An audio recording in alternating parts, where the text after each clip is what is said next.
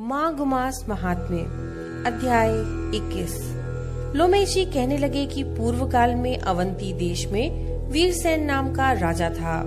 उसने नर्मदा के किनारे राजसूय यज्ञ किया और अश्वमेध यज्ञ भी किए, जिनके खंभे सोने के बनाए गए।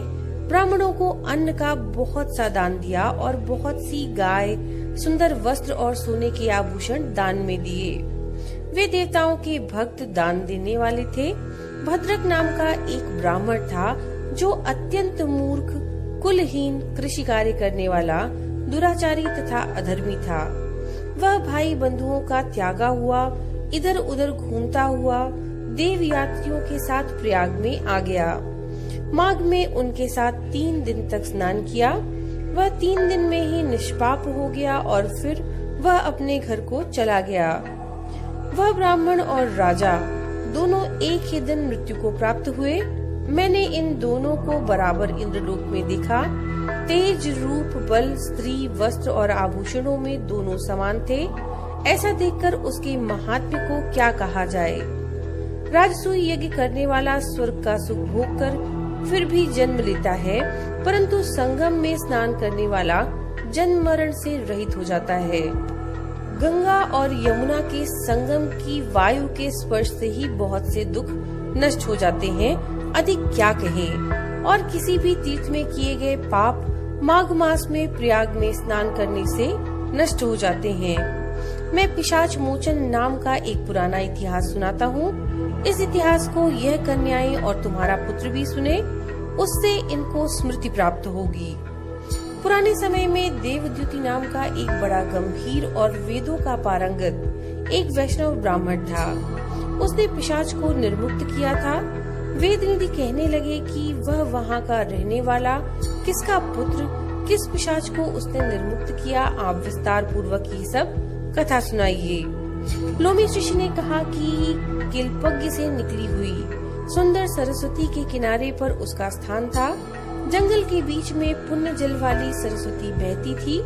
वन में अनेक प्रकार के पशु भी विचरते थे।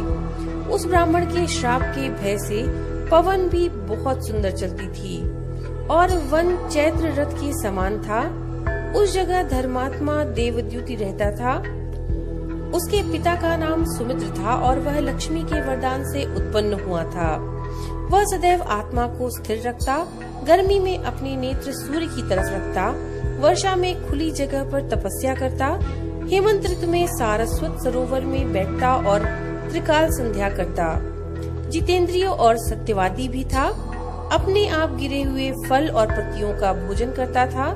उसका शरीर सूखकर हड्डियां मात्र रह गईं। इस प्रकार उसको तप करते हुए वहाँ पर 1000 वर्ष बीत गए। तप के प्रभाव से उसका शरीर अग्नि के समान प्रज्वलित था। विष्णु की प्रसन्नता से ही वह सब कर्म करता था। दधीचि ऋषि के वरदान से ही वह एक श्रेष्ठ वैष्णव हुआ। एक समय उस ब्राह्मण ने वैशाख महीने की एकादशी को हरि की पूजा कर उनकी सुंदर स्तुति की तथा विनती की। उसकी विनती सुनकर भगवान उसी समय गरुड़ पर चढ़कर उसके पास आए। चतुर्भुज, विशाल नेत्र, मेघ जैसा स्वरूप, भगवान को स्पष्ट देखकर प्रसन्नता के मारे उसकी आंखों में आंसू भर आए और कृतकृत्य होकर उसने भगवान को प्रणाम किया। उसने अपने शरीर को भी याद न रखा और भगवान के ध्यान में लीन हो गया। तब भगवान ने कहा कि हे देवद्युति, मैं जानता हूँ कि तुम मेरे परम भक्त हो। मैं तुमसे अति प्रसन्न हूँ। तुम वर मांगो। इस प्रकार भगवान के वचन सुनकर प्रेम के मारे लड़खड़ाती हुई वाणी में वह कहने लगा, हे देवादिदेव, अपनी माया से शरीर धारण करने वाले आपका दर्शन देवताओं को भी दुर्लभ है। अब आपका दर्शन भी हो गया तो मुझको और क्या चाहिए। मैं सदैव आपकी भक्ति में लगा रहूं। भगवान उसके वचन सुनकर के कहने लगे कि ऐसा ही होगा। तुम्हारे तप में कोई बाधा नहीं होगी। जो मनुष्य तुम्हारे कहे गए स्तोत्र को पढ़ेगा उसकी मुझ में अचल भक्ति होगी। उसके धर्म कार्य सांगोपांग होंगे और उसके ज्ञान में परम निष्ठा होगी। तो ये थी 21वें अध्याय की कथा। नमो नारायण।